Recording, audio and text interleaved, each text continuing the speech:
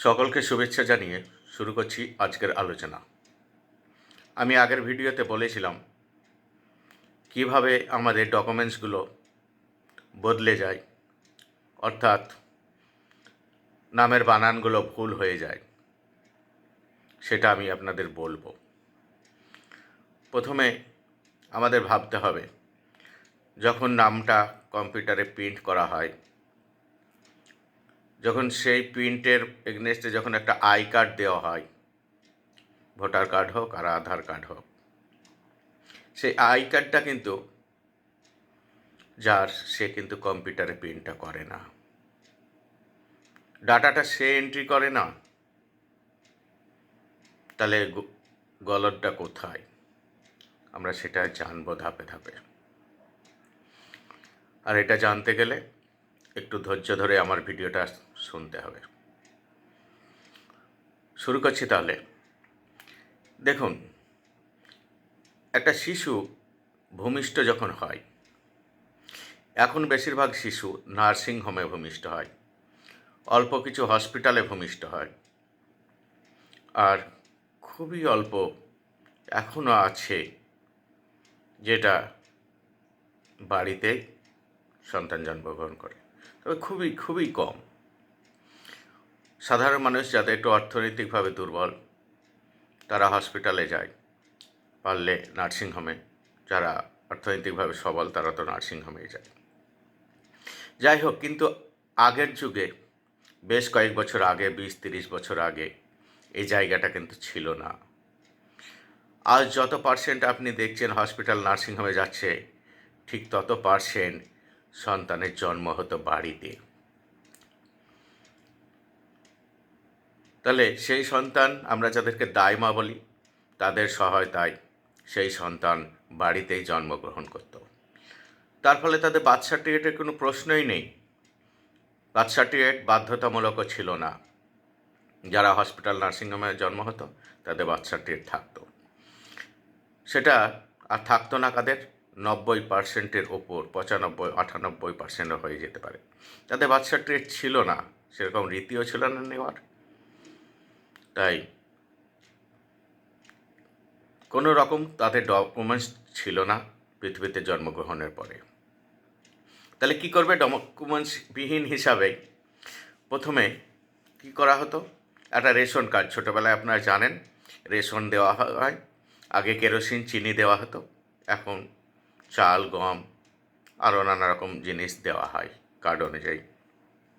তা সেই ration card একটা অ্যাপ্লাই করলে, খাদ্য দপ্তরে একটা অফিস ছিল, সেখানে অ্যাপ্লাই করলে একটা দরখাস্ত লিখে দিলে সেখান থেকে রেশন কার্ড ইস্যু হতো। তদন্ত করে তার দেখা উচিত ছিল খাদ্য দপ্তর। অনেক সময় কেউ করতেন, কেউ করতেন না। তার ফলে অনেকে অতিরিক্ত কার্ডও থেকে যেত, সেই শিশু ভূমিষ্ঠ হয়নি, অথচ সেরকম কার্ডও থেকে যেত। এটা আমরা দেখেছি। আবার বৈধ কার্ডও থাকতো। তার ফলে তার প্রথম ডকুমেন্টস হলো রেশন কার্ড।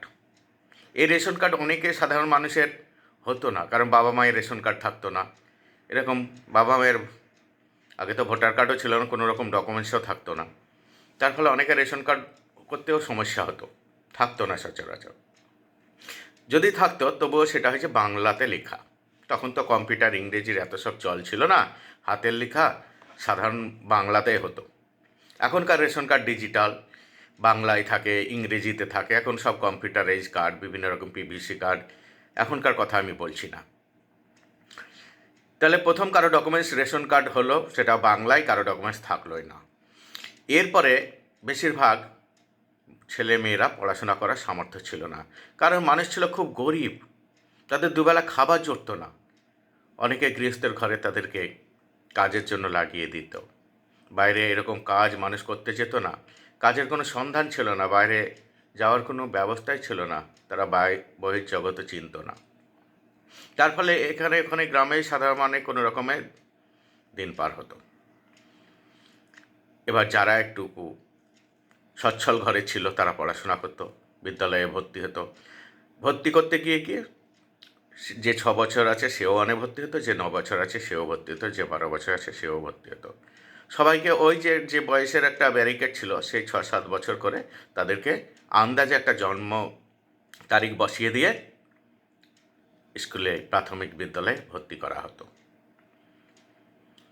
গার্জেন সঠিক জন্ম তারিখও জানতো না, অনেকে জানতো, কিন্তু বয়স বেশি হয়ে গেলে আবার ভর্তি হবে না। এর ফলে একটা আন্দাজে একটা কম করে বয়স একটু কমিয়ে দিয়ে ভর্তি করে দেওয়া হতো। আর এই ভর্তির নামটাও এন্ট্রি করা হতো বাংলাতে। দেখুন, একটা যারা পড়াশোনা করলো না, বিদ্যালয়ে এলো না, তাদের তো কোনো ডকুমেন্টসই তৈরি হলো না। দ্বিতীয় কথা, যারা বিদ্যালয়ে এলো তাদের একটা ডকুমেন্টস তৈরি হলো, মানে নামটা এন্ট্রি হলো সরকারি খাতায়, কিন্তু সেটাও হচ্ছে বাংলাতে। এরপরে কি হলো, সেই ছেলেটা বাংলাতে 4 যখন পাস করলো, বাংলায় লেখা একটা ট্রান্সফার সার্টিফিকেট নিয়ে এলো। ইংরেজিতে কীভাবে তাহলে ভুল হচ্ছে? হ্যাঁ, 5 যখন ভর্তি হয়েছে হাই স্কুলে, তখন সে একটা ফর্ম নিচ্ছে। কোনো স্কুলে ফর্ম দেওয়া হতো, তখন অনেক স্কুলে হতো না, ডাইরেক্ট সরাসরি ভর্তি নেওয়া হতো। তাহলে এই যে বাংলা থেকে ইংরেজি কেউ যদি ফর্ম নিত, সেই ফর্মটা যদি পূরণ করতে হতো কোনো স্কুলে, তাহলে সেটাও কোনো গ্রামের সাধারণ ছেলেদেরকে, যারা নামের বানানটা খুব সঠিকভাবে হয়তো লিখতে পারতো না, অনেকে ভুল বানান করে ফেলতো। নামের ক্ষেত্রে অবশ্য কিছুই ভুল নয়, বানান অনেক রকম একটু ও পার্থক্য হতেই পারে, এরকম লেখা যেতে পারে। তার ফলে ফর্মটা পূরণ করলো, সেই ফর্ম অনুযায়ী তাদেরকে নাম উঠে গেল। হয়তো ফর্মটা পূরণ করে তার থেকে সঠিক বানান নয়, বানানটা ভুলই লিখেছে, কিন্তু যেহেতু লিখেছে, যে আবেদন করছে তার গার্জেনের সই আছে, তার আছে, তার ফলে সেই নামটা স্কুলে বানানটা একটু ত্রুটিপূর্ণ রয়ে গেল। অনেক সময় স্কুল ইচ্ছে করে তো সেই ত্রুটিটা সংশোধন করে 9 যখন রেজিস্ট্রেশন হয় তখন সেটাকে সংশোধন করে দিত, কিংবা প্রথমেই সংশোধন করে দিত। সেটা ছাত্রছাত্রীকে দেখানো হতো না। এখন যেমন চেক লিস্ট আছে, দেখানো হয় একাধিকবার যে ভুলভ্রান্তি আছে কিনা, কিন্তু সেসব সুযোগ থাকতো না। রেজিস্ট্রেশনের সময় সই করতে হতো, এতেই ব্যাপারটা মিটে যেত।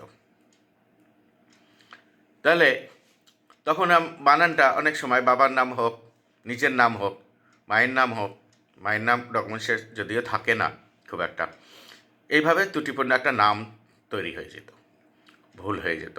আর এই মাধ্যমিকের যে অ্যাডমিট, তারপরে অ্যাডমিট আসতো রেজিস্ট্রেশনের পরে, সেই অ্যাডমিট যদি ভুল থাকতো তাহলে ক্রম পর্যায়ে ভুল আসতেই থাকতো। এবার অ্যাডমিটটা কিন্তু জন্ম তারিখ থাকতো, খুব গুরুত্বপূর্ণ মাধ্যমিকের অ্যাডমিট।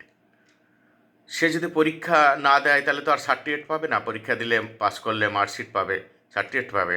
আর যদি না দেয় তাহলে পাস সার্টিফিকেট পাবে না, মার্কশিট পাবে। তার ফলে যারা মাধ্যমিকে বসবে তাদের ক্ষেত্রে মাধ্যমিকের অ্যাডমিটটা খুব গুরুত্বপূর্ণ। ওইটাকে বেশিরভাগ জায়গায় ডেট অফ বার্থের বিষয়টা কার্যকরী হয়। কিন্তু এখন শুনছি এসআইআরে নাকি অ্যাডমিটের কোনো গুরুত্ব নাই। তাহলে যে ফেল করলো মাধ্যমিক, পাস করতে পারলো না, তার কাছে অ্যাডমিট আছে, সার্টিফিকেট নেই, তাহলে সার্টিফিকেটের গুরুত্ব আছে কিন্তু অ্যাডমিটের গুরুত্ব নাই। তাহলে বুঝতে পারলেন, একটা ছেলে যখন প্রাইমারি স্কুল থেকে হাই স্কুলে গেল তখন নামটা এইভাবে তার বদলে যেতে লাগলো। এবার কি হয়েছে, এগুলো গেল ইংরেজিতে লেখা থাকে অ্যাডমিটগুলো, এগুলো এবার যারা স্কুলে যায়নি তারা তো পেল না কোনো ডকুমেন্টস, তার ফলে তারা প্যান কার্ডও তৈরি করতে পারতো না। তার ফলে আর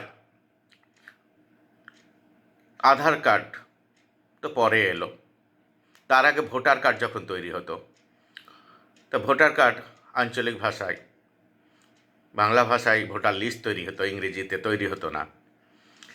ভোটার কার্ডটা আমরা দেখেছি বাংলা ইংরেজিতে থাকতো। এবার সেই কার্ডটা বাংলা ইংরেজিতে যখন হতো, ওই যে কম্পিউটার আগের দিন বলেছি, ইংরেজি টাইপ করলে বাংলাটা ঠিকঠাক উঠতো না, বাংলা টাইপ করলে ইংরেজিটা ঠিকঠাক উঠতো না। সফটওয়্যারে যেভাবে বানানগুলো রাখা হয়েছে সেইভাবে তো বানানগুলো নেই। তাহলে যাদের এই জন্ম সার্টিফিকেট নেই তাদের কিন্তু এই মাধ্যমিকের নথির পরে, নথি ধরে অ্যাডমিট কার্ড ধরে তাদের ভোটার লিস্টে নাম উঠতো। পরবর্তীতে তাদের আধার কার্ড, আমরা সবাই দেখেছি, আধার কার্ড যখন তৈরি করতে যাচ্ছি নাম বলো, তারা নিজেদের মতো করে বানানটা লিখে দিয়েছে, কোনো কিছু ডকুমেন্টস হয়নি। কারণ একটা স্লিপ দেওয়া আছে, স্লিপে একটা সিরিয়াল নাম্বার ছিল, সিরিয়াল নাম্বার ধরে হয়ে গেছিলো। তার ফলে তারা নিজেদের মতো করে বসিয়ে দিয়েছিল। জন্ম তারিখও তাদেরকে জানতে চায়নি, বয়স বলেছিল। একটা কম্পিউটারে যে সাল সালটা লাগিয়েছিল, বয়স অনুযায়ী সালটা হয়েছিল, আর বাদবাকি সবার জানুয়ারি মাসের 1 তারিখ জন্ম তারিখ হয়ে গেছিলো। এই সমস্যাগুলো কিন্তু আমরা লক্ষ্য করেছি। কম্পিউটার এরকম অনেক কিছু অটোমেটিক নিয়ে নেয়। তারপরে যাদের ধরুন 1% অল্প পার্সেন্ট বললাম এ ছিল, জন্ম সার্টিফিকেট তৈরি হয়েছিল, তাদেরও কী হয়েছে, তারা নাম বলতো, যে অফিসে থাকতো তারা নিজেদের মতো করে বানানটা লিখে দিত। কারণ অনেকেই তারা বানান বলে দিত না, জিজ্ঞাসাও করতো না। তার ফলে এরকমভাবে জন্ম সার্টিফিকেট থাকলেও তাদের জন্ম সার্টিফিকেটেও বানানটা ভুল হয়ে আছে অনেকের। সেটা সেরকম আর সংশোধন করা হয়নি, সংশোধনের নিয়মকানুনও জানতো না। এইভাবে ধরুন স্কুলের অ্যাডমিট থেকে যেগুলো তৈরি হয়েছে, প্যান কার্ড বলুন, ব্যাঙ্ক অ্যাকাউন্ট বলুন, এগুলোতেও ভুল থেকে গেছে। এরপরে অনেকে এই সার্টিফিকেট না থাকার জন্য, কোনো ডকুমেন্টস না থাকার জন্য দীর্ঘদিন তারা ভোটার লিস্টে নাম উঠাতে পারতো না, কারণ কোনো ডকুমেন্টস থাকতো না। তারপরে আবার যত পার্সেন্ট জন্মগ্রহণ করবে সে অনুযায়ী তত পার্সেন্ট নাম তোলার ব্যাপার ছিল। কত পার্সেন্টে 18 বছর বয়স হয়েছে সেটা নয়। তার ফলে পরবর্তীতে যাদের ডকুমেন্টস ছিল তাদেরই নাম উঠে যেত, বছরের পর বছর অনেকের নাম উঠতো না যাদের কোনো ডকুমেন্টস থাকতো না। তারপরে বিভিন্ন বাইরে যাওয়ার চল হলো, তখন বিভিন্নভাবে তাদের আধার কার্ডও তখন হয়ে গেল, রেশন কার্ডও কোনো রকমভাবে হয়ে গেল। এবার ভোটার কার্ডও আস্তে আস্তে কোনো রকমভাবে এই ব্যাংকের বই দিয়ে দিয়ে বিভিন্নভাবে আস্তে আস্তে আস্তে আস্তে অনেক দিন ধরে বয়স হয়ে যাচ্ছে, এবার উঠে গেছে। কিন্তু এইভাবে মাধ্যমিকের অ্যাডমিট ভুল থাকলে তাদের ক্ষেত্রে ভুলই হয়ে গেছে। যাদের ডকুমেন্টস নেই তাদের ক্ষেত্রে এরকম আধার কার্ড যখন হলো, আধার কার্ডে ভুল ডকুমেন্টস হয়ে গেল, ভুল ডেট অফ বার্থ হয়ে গেল।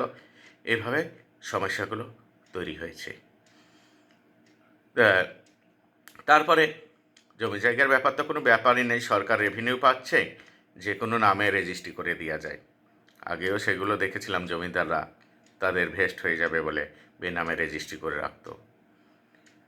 এইভাবে কিন্তু ভোটার লিস্ট বলেন আর যাই বলেন, একটা সফটওয়্যারের গণ্ডগোলের জন্য, আর যারা এই চেয়ারে বসে এগুলো টাইপ করতো তারা জিজ্ঞাসাও করতো না বানানটা, বাংলা থেকে ইংরেজি হওয়ার সময় এগুলো অনেকেরই ভুলে বানানগুলো ভুল হয়ে গেছে।